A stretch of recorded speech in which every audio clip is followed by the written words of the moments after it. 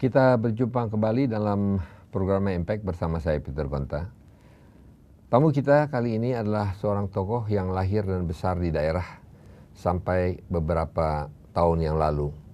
Namanya mungkin hanya dikenal oleh orang dari daerah asalnya, Bilitung Timur, atau mungkin juga dikatakan Babel kata orang, Bangka Belitung. Maklum saja sang tokoh pernah menjadi anggota DPRD dan bupati di daerah tersebut. Juga pernah menjadi anggota DPR dari Golkar. Namun tamu kita ini tiba-tiba menjadi buah bibir di tingkat nasional sejak namanya muncul sebagai salah satu calon yang akan berlaga dalam Pilkada DKI Jakarta. Beliau maju sebagai calon wakil gubernur berduet dengan Joko Widodo. Saya perkenalkan tamu kita, Insinyur Basuki Cahaya Purnama atau yang akrab disebut Ahok. Pak Ahok, boleh saya sebut Ahok? Boleh. Pendek. Lebih dikenal. Tapi menjadi buah bibir orang dan gampang disebut kalau disebut Basuki Cahaya Purnama agak panjang. Ya. Nama yang populer? Iya. Sengaja? Itu memang panggilan setiap orang turunan Tionghoa kan dikasih nama Tionghoa. Jadi kalau nama asli Tionghoa saya itu saya marga Chung.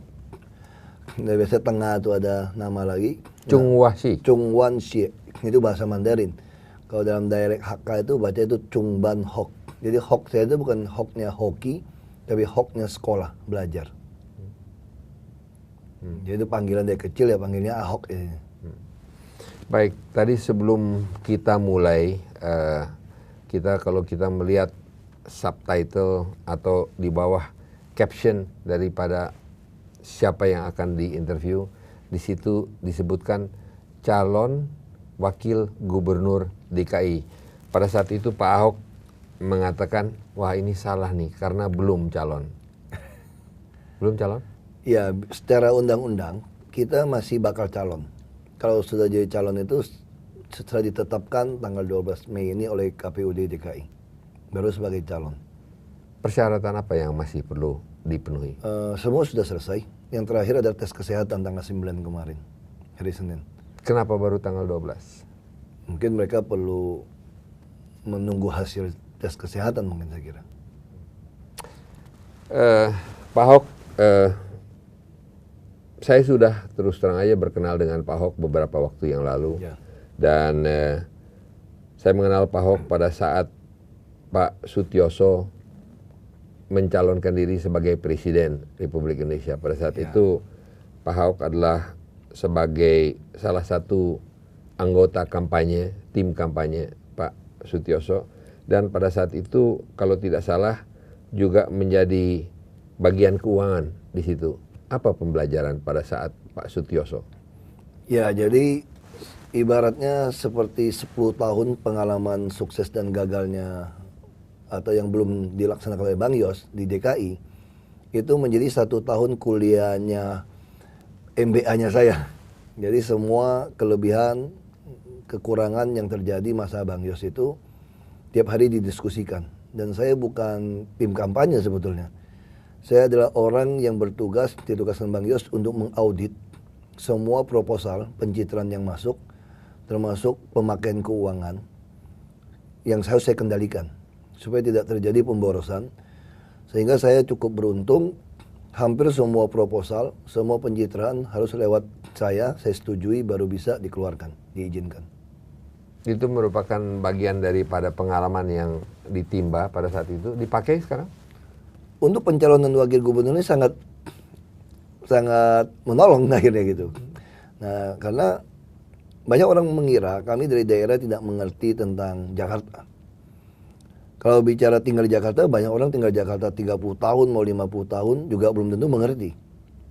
Nah, saya termasuk yang beruntung, saya dari kecil sudah ke Jakarta. Malahan pertama kali belajar ucapin kata pertama, karena terlambat berbicara, umur 4 tahun itu ada kata becak. Bapak saya punya rumah 2 di Kalibaru Timur, di belakang Senen. 1 dihibahkan untuk Pemkab Belitung, untuk jadi mes sampai sekarang.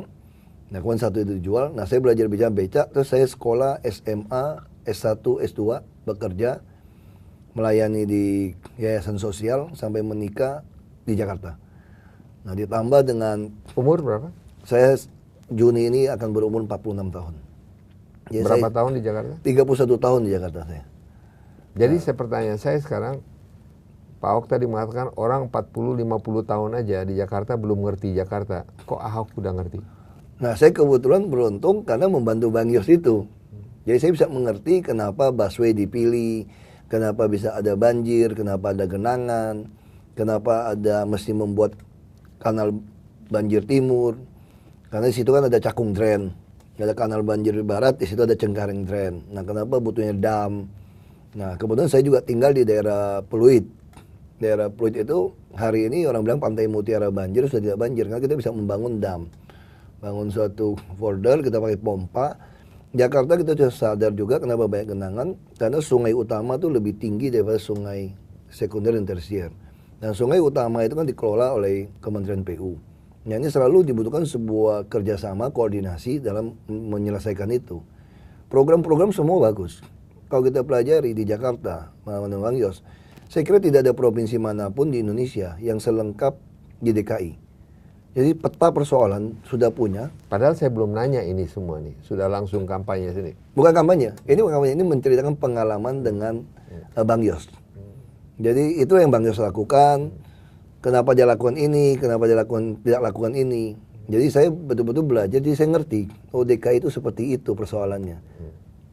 Baik, mohon maaf tadi saya agar supaya agak seru aja dikit. Iya.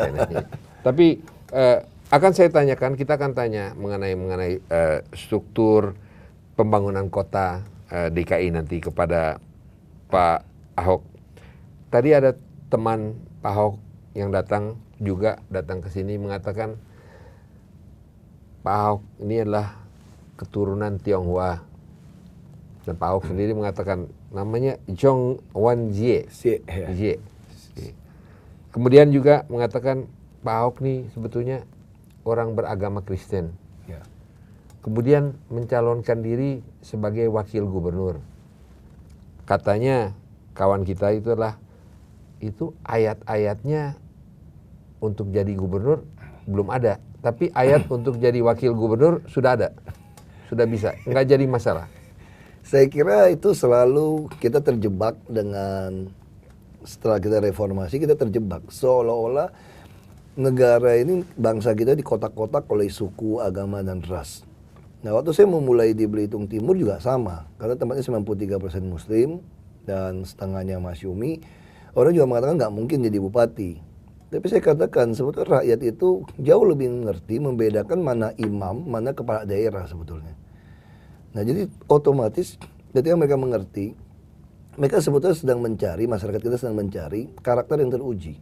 Ini seperti teorinya Presiden ke-16 Amerika, Abraham Lincoln. Abraham Lincoln mengatakan kalau Anda mau menguji karakter sejati seseorang, Anda harus kasih dia kekuasaan. Nah, hari ini setelah kita reformasi, tiba-tiba kalau Anda ingin menguji karakter sejati seseorang, kasih dia kekuasaan. Jadi masyarakat walaupun belum pernah mendengar teori itu atau membaca, mereka itu mengerti. Hari ini masyarakat bilang apa? Nah, sudahlah, siapapun mau jadi pejabat pasti baik-baik sama kami. Tapi kalau sudah selesai lupa sama kami. Yang berubah nasib katanya menjanjikan perubahan nasib untuk kami lebih baik. Lebih bisa sekolah lebih lama, lebih sehat, dan dompet lebih penuh. Nyatanya yang lebih sehat, lebih penuh, lebih cerdas itu hanya pejabat yang jadi dan keluarganya. Rakyat ya sama saja. Karena situasi seperti ini, saya memulaikan di DPRD tingkat 2. Mereka bisa melihat saya berbeda, lalu masyarakat yang minta saya jadi bupati. Malah saya tidak memakai jadwal kampanye KPUD. Banyak yang macam-macam mengatakan, tapi masyarakat juga bela. Misalnya contoh begini, ada pemimpin agama yang mayoritas yang mengatakan jangan pilih Ahok gitu. Ahok ini kan kafir gitu ya, nggak ada ayatnya lah. Harus jangan menjadikan Nasrani, Yahudi jadi pemimpinmu. Tapi ada pembela yang dari kalangan guru agama juga mengatakan Ahok ini memenuhi 4 kriteria pemimpin yang disyaratkan oleh Nabi Muhammad. Dia harus istilahnya bahasa Arab sidik, fatona, tablik, amanah gitu ya. Dia mesti jujur, cerdas, amanah, dan adil. Nah, katanya umat kebanyakan mayoritas akan lebih sejahtera kalau dipimpin dari orang yang memenuhi 4 kriteria yang disyaratkan oleh Nabi Muhammad, daripada dipimpin dari orang yang dapat hidayah tapi tidak memenuhi syarat itu. Nah, persoalan hidayah kan milik Allah. Ahok ini kan belum dapat hidayah, tapi dia sudah Islam gitu. Nah, ini sesuatu yang menarik. Kita akan teruskan itu di bagian kedua dari pembicaraan kita. Kebetulan saya juga mengetahui bahwa seseorang yang mengatakan tadi belum ada ayatnya itu adalah seorang yang sebetulnya sangat tekun menjalani agama Islamnya atau agamanya, dan bahkan itu seorang yang boleh dikatakan memang pembelajarannya adalah di dalam agama Islam, dan beliau itu yang mengatakan hal ini. Jadi sesuatu yang cukup menarik dan sama seperti yang Pak Ahok katakan barusan. Tapi kita jeda sebentar, kita teruskan di bagian kedua dari pembicaraan atau pertemuan kita bersama dengan Pak Ahok. Pemirsa, kita masih akan melanjutkan perbincangan dengan Pak Ahok, sosok muda yang penuh semangat, di segmen berikutnya. Anda juga bisa menyaksikan acara ini di web di www.berita1.tv atau www.berita1.com. Kita akan kembali bersama Anda setelah beberapa pesan berikut ini.